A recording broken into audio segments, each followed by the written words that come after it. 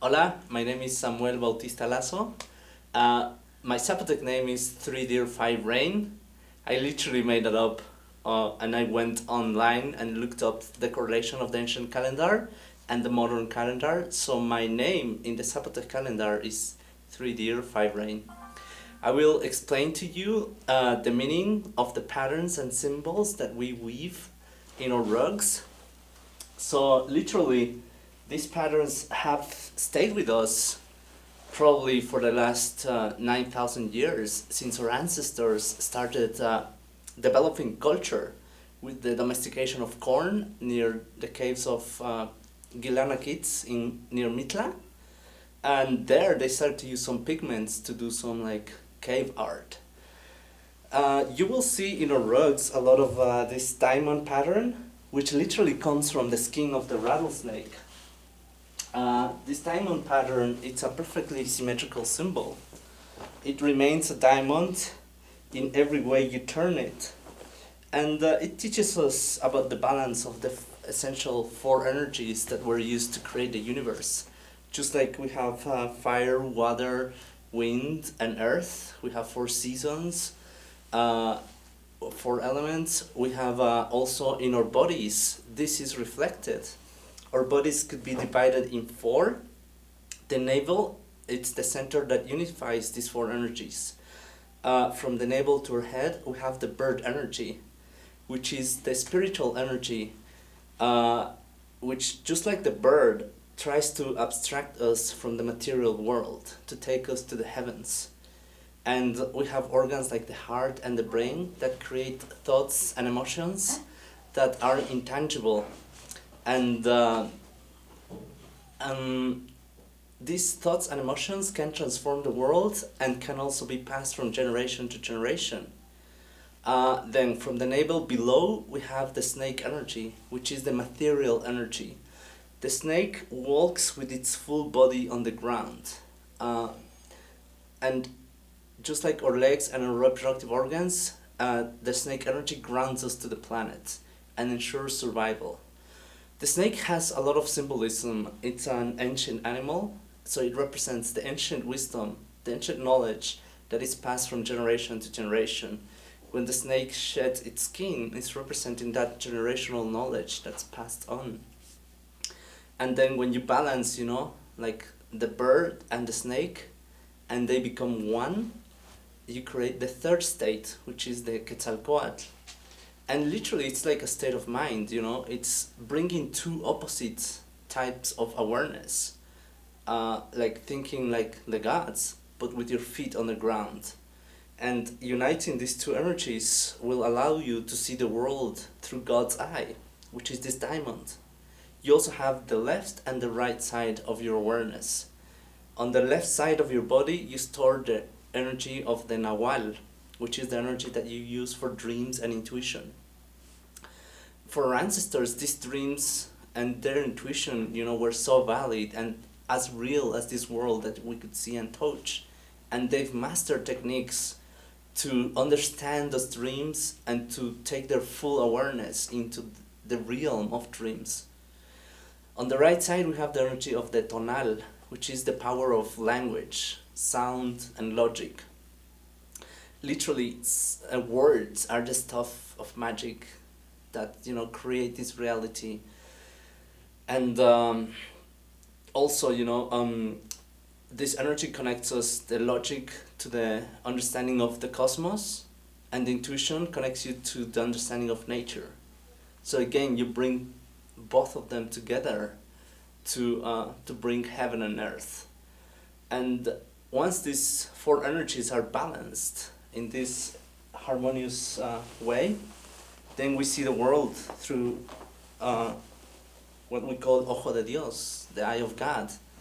And I think in the 60s, people were weaving eyes of gods, during the summer of love. In the middle, we have a pattern here that's a butterfly.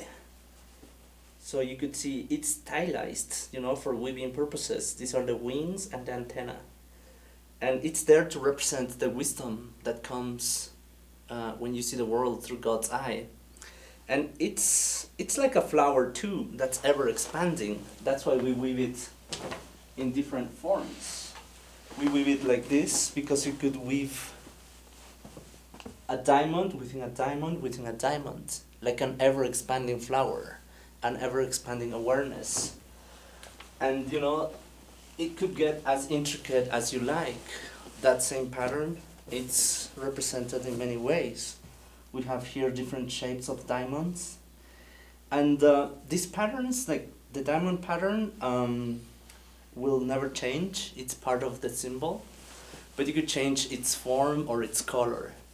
That's the artistic freedom that weavers have. So that's one of the main patterns. Others are, and these patterns as well, you find them in the ancient carvings, in the sacred site, which sits now beneath the Catholic Church here in Teotitlán. Because when the Spanish arrived, they tried to impose their new religion and just like put it on top of our ancient beliefs. But Octavio Paz said this, the Mexicans put a mask on. And from early on, we didn't really fight the Spanish. We just let them pass through on their way to Mexico City. And we took their looms, their wool, and we were always traders. And but what happened, they would go on processions with like the image of a Catholic saint, but underneath in the basket they will have their ancient gods of corn, of rain, or of lightning, and they would pray for rains. And that happened like quite often until they got caught. But what I'm trying to say is when you visit the church, a lot of those stones were from the ancient pyramids, but they were turned so that the image and the ancient symbols is still visible. So like when you're going to church, you're still remembering like the ancient roots. And a lot of what shamans did is found ways to preserve this knowledge. I mean, they became priests, they like infiltrated the system.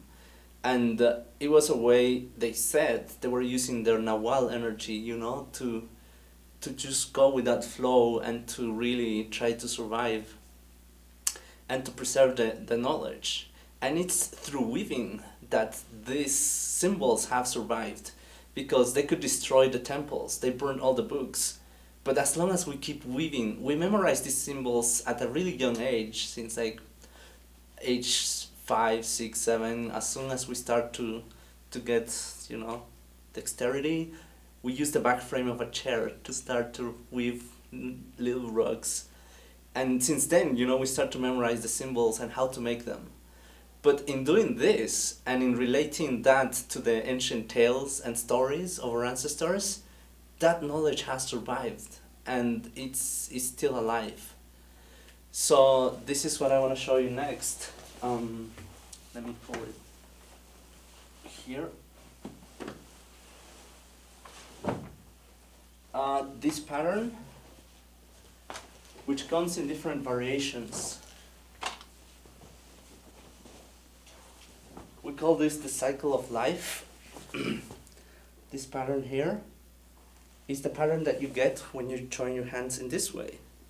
And it's bringing the left and the right side of your awareness together. It's like what scientists talk about now when they talk about the left and the right side of the brain. But also, I've noticed that you could create this pattern by joining hands with many people and make a circle to join in community. And just like the ancient writing system, there is different ways in which you could read the symbol. You could read it as a whole, or you could read it like part by part. Just like we have 4 knuckles, there is 4 steps, each representing 13 years. So we go from 0 to 52, from birth, childhood, youth, maturity. They say that 52 is an important year because it's at that age you have probably grown up, had kids, built a house, maybe had a profession. And then, at 52, with the age, it comes naturally a stage in life in which you ask yourself why, what's the purpose of all this? And just it's built into the biological cycle that you have that period of reflection and you reflect upon your past experiences to create knowledge and wisdom that you could pass to the next generation. So then that shift comes here with the maturity. And then there is another 13 years when we start to get old and eventually we die.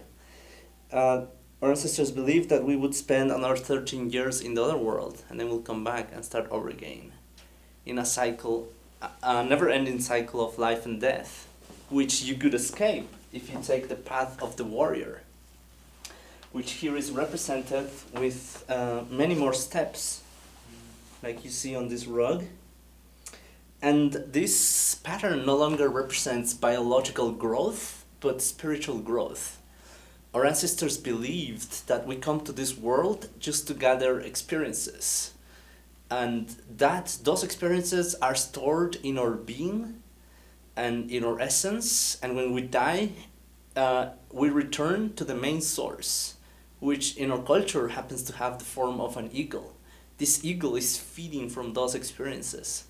But if you think about it from a philosophical point of view, it's like the universe that creates itself to know itself. It's like the snake that eats its tail. It's that cycling of experiences. So this symbol, it's curling more like this. And eventually it's going to morph into this symbol, which is the pattern that you get when you join your hands in this way.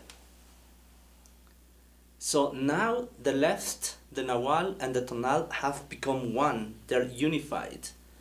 And I call this, or we often call it we could call it the Nawal life cycle symbol, because Nawales are like people that have achieved, they've mastered the world of dreams and intuition and the power of logic and sound. So they can transfer their awareness into that realm of the Nawal where everything is possible, and you hear tales of Nawales that become eagle, that become wind, that turn into anything, that can talk to plants, and that was their function to really communicate with the world of plants and animals and the world of like the dead ones, and to bring that knowledge to this world that we could see and touch. So really Nawal is just a person, a woman or a man of knowledge that creates knowledge. And what the difference is that a Nawal, they can decide when to die. Death is not something that happens to them. It's more of a conscious choice. They know exactly when it's going to happen or when they want it to happen, and they decide when to leave their bodies. And when they die, they return to the sun, which is here represented by this cross. It's called also Quetzalcoatl's cross, the fifth pointed cross, because you have the four direction and the fifth direction, which is in the middle, which is up and down. And in many of the rituals, you go like, you bow to the four directions and then you bow up and down. You acknowledge the heaven and the underworld. Even when you drink now, in popular culture, when you drink tequila, you go arriba, abajo, al centro y adentro. And I mean, what I'm also wanting to say is that a lot of this ancient knowledge, it's very much alive. You see it here in the day-to-day life of the indigenous communities, and you see it in people's faces when you go to the market. They have these smiles and they're all happy and they're strong, courageous people and resilient people. And it comes from, this almost 10,000 years of cultural development. Just like all the other 6 smaller cultures of the world, 10,000 years ago we were domesticating corn and developing all this deep knowledge of plants for food, for medicinal uses, for dye stuff, like for this. And that's what I'm trying to communicate to the wider audience, especially in Mexico, because a lot of our history was suppressed on purpose. It was written by the winners, which is often the case. So they tend to write in a biased way to justify their actions at the time. But there is a new movement among indigenous people to recover their history and to interpret the history from their own ancestors' perspective. For example, we call this land from Central America to North America, we call it Sem Anahuac in the language of the Aztecs, which is Nahuatl, and it means the place surrounded by the big waters. From Central America to South America, it's called Tahuantinsuyo by the Incas. And but then you will notice that there is a lot of commonality in this symbology, in these crosses and these diamonds. The Incas have it, here we have it, the Native Americans have it. And we're just part of one big, we call it a big, like, cultural, philosophical womb, you know, that spread and that had many children and that tells the stories in different ways. But in reality, you know, we were all like, in the past, I'm sure we were all trading all the way to the north. There's ancient trails that goes all the way to the pueblos and further beyond. So, and with trade, people were carrying the stories and the knowledge that was passed and shared. So just one big family, and that's why I wanted to show this. But we have many more symbols, so stay tuned and we'll make another video.